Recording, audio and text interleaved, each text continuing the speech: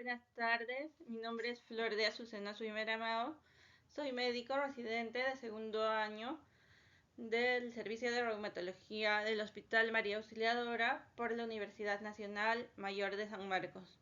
El tema que he preparado el día de hoy es densitometría ósea y esta presente revisión está orientada a la capacitación de profesionales de salud y tiene la finalidad de dar a conocer los aspectos básicos de la densitometría ósea, el uso de la densitometría ósea en el diagnóstico y tratamiento de la osteoporosis y de otras utilidades que tenga la densitometría ósea.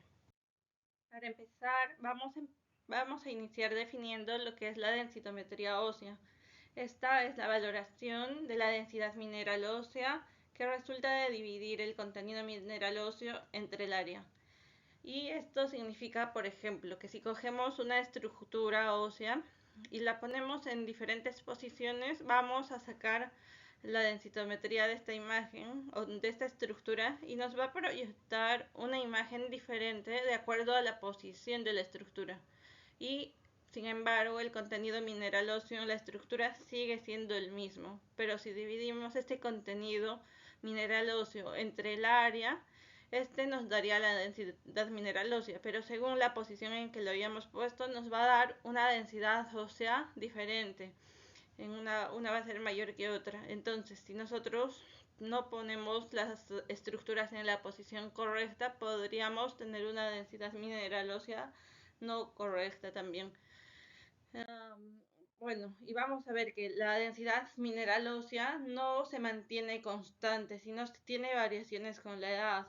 La densidad mineral ósea, por ejemplo, es muy baja en los niños y va incrementando con la edad. Y el pico máximo de densidad mineral ósea lo obtenemos aproximadamente a los 20 años. Y este mantiene una meseta aproximadamente hasta los 40 o 50 años.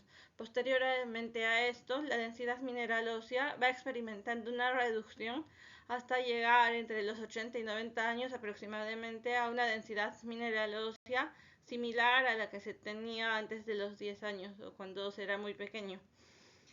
En cuanto al objetivo de la densitometría es cuantificar lo que es la densidad mineral ósea o la cantidad de hidroxiapatita de calcio contenida en los huesos. En cuanto a los métodos de medición de lo que es la masa ósea, se pueden usar diferentes métodos para tratar de diagnosticar osteoporosis. Por ejemplo, en algunos casos es útil la radiología convencional. Sin embargo, este no nos llega a un diagnóstico definitivo, sino a una simple sospecha. Y por ejemplo podemos usar la ultrasonografía, la resonancia. Sin embargo, el método de elección o estándar de oro es la absorciometría dual de rayos X o de XA. ¿Y por qué la absorciometría dual de rayos X? Esta se utiliza como método de elección ya que es rápida, es precisa y somete al paciente a una dosis baja de radiación.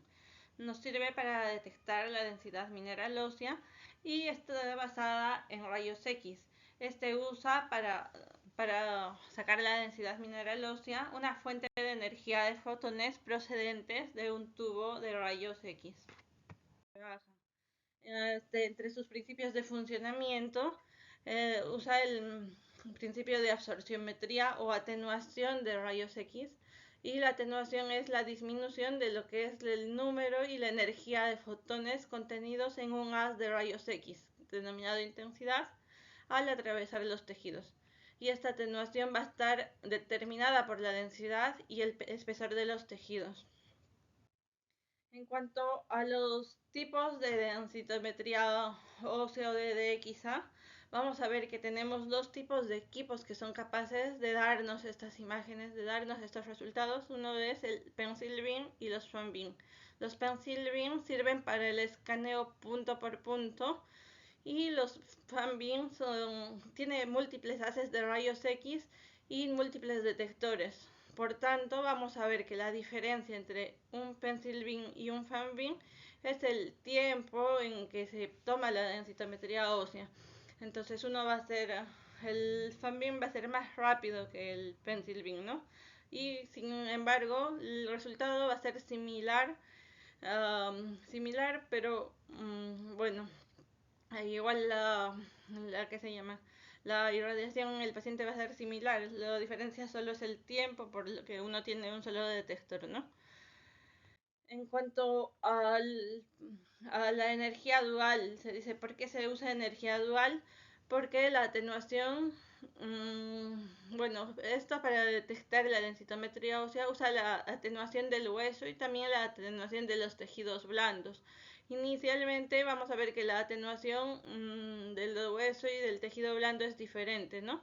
Uno es de baja energía, entre 30 y 50 keV, y bueno, la atenuación ósea siempre va a ser mayor que la atenuación de los tejidos blandos, y también va a usar una alta energía que es mayor a 70 keV, donde la atenuación ósea va a ser similar a la atenuación de los tejidos blandos, más que todo es por la energía, y al final se va a formar dos ecuaciones en estas tomas, y en las cuales se va a tener que hallar la densidad mineral ósea. Por eso es que usa la energía dual.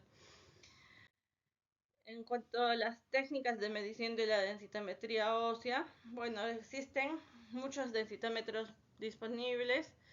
Se clasifican por su capacidad para los sitios específicos del esqueleto. Entre ellos tenemos dispositivos centrales que nos miden tanto la columna vertebral y las caderas, y los periféricos que nos pueden medir muñeca, talón o, por ejemplo, dedos. Sin embargo, los que se usan generalmente para medir la densidad mineral ósea y para el diagnóstico son los centrales, ya que el diagnóstico se realiza más que todo en lo que es columna y caderas. En cuanto a la anatomía densitométrica, bueno, esta es diferente que la anatomía convencional, ya que existen dos clasificaciones para la división del esqueleto en este caso. Y una sería, por ejemplo, en esqueleto axial y apendicular. El axial está formado por lo que es la parte del tronco y las caderas, y también un esqueleto central y periférico. También toma la parte del tronco más caderas y el periférico las extremidades, ¿no? En cuanto a las áreas que se usan para medir la densidad mineral ósea, por ejemplo, la que habitualmente sale en nuestros resultados es la que mide entre la vértebra lumbar 1 a L4, y esta nos sirve tanto para el diagnóstico y para el monitoreo. Y la otra que usamos también es la cadera total y el cuello femoral. La cadera total es la que nos sirve para el diagnóstico y para el monitoreo, y el cuello femoral simplemente nos sirve para lo que es el diagnóstico. En cuanto a otra área que siempre sale en las densitometrías óseas es el radio, el 33%. Sin embargo, este no se toma en cuenta, más se puede llegar a tomar en cuenta en caso de que algunos de los otras muestras, tanto de columna o fémur, hayan fallado, pero normalmente, habitualmente no se toma en cuenta para el diagnóstico. Sin embargo, si es que podríamos darle valor a una parte de esta, sería el radio del 33%, que sería el que sí tomaríamos en cuenta en algunos casos. En cuanto a una densitometría ósea completa, esta tiene propósitos de diagnóstico y también de monitoreo. En general se usa la columna anteroposterior y también el fémur proximal y la cadera. Y bueno, en cuanto a la columna, lo primero que tenemos que tener en cuenta cuando tomamos una densitometría ósea es, por ejemplo, que, bueno, que las vértebras tienen que estar bien centralizadas en la densitometría ósea. Las tres primeras vértebras, o L1, L2 y L3, tenían en forma de Y, y la cuarta vértebra, L4, tiene una forma de X. Entonces tenemos que valorar esto cuando nosotros tengamos en manos una densitometría ósea. Luego, también cuando vemos que se llama una densitometría ósea de cadera, es importante que nosotros veamos la, la cadera está en buena posición. Se ve el trocánter mayor y el trocánter menor se ve simplemente pequeño. Se tiene que ver el cuello femoral y la cabeza femoral. y entre estos también se valora el triángulo de Ward, pero el que vamos a usar para lo que es el diagnóstico en este caso es la cadera total. Uh, en cuanto al antebrazo, hemos dicho que la región que nos interesa es el radio al 33%, que sería este de acá. Todas las demás áreas no tienen. En cuanto a la densitometría ósea, vamos a ver que esta es importante en el diagnóstico de osteoporosis. Entonces, ¿qué nos valora una densitometría ósea? Cuando nosotros tenemos la densitometría ósea en las manos, primero nos traen las imágenes de la densitometría ósea tomada. Habíamos visto que la columna tiene que estar centralizada, tenemos que ver la forma de las vértebras y normalmente la densidad mineral ósea normal está entre +1 y -1 de desviación estándar. Normalmente el valor que se toma para diagnosticar osteoporosis es el T-score. Y lo normal de este T-score habíamos visto entre -1 y +1 desviación estándar. Sin embargo, si este valor se encontraría entre -1 y -2.5 desviaciones estándar, se consideraría osteopenia. Y si este valor se está en un valor menor a -2.5 desviaciones estándar, diríamos que nuestro paciente tiene osteoporosis. Además, esta tabla vamos a ver que cuenta con el Z-score. Y el Z-score no sirve para el diagnóstico de osteoporosis, pero más adelante vamos a ver el valor que le podemos dar a este Z-score. Además, la densitometría ósea tiene otro valor que es la densidad mineral ósea. Esta densidad mineral ósea está expresada en gramos por centímetro cuadrado y este valor es el que usamos para comparar una densitometría ósea con otra en densitometrías óseas comparativas que pueden ir de un año a otro para ver cómo ha ido el tratamiento de nuestro paciente. Además que en la densitometría ósea tenemos que ver las regiones de interés. Por ejemplo, al ser una densitometría ósea lumbar, tiene los valores de L1 a L4, pero nuestra región de interés es de L1 a L4 con un promedio de -2.3 desviaciones estándar, que estaría en el rango de osteopenia en este caso, y sería el valor que usaríamos para la densidad mineral ósea. Entonces estábamos viendo cómo era el diagnóstico de osteoporosis mediante la densitometría ósea. Primero vamos a ver que en la densitometría ósea podemos detectar la masa ósea normal cuando el T-score está entre +1 y -1 desviación estándar.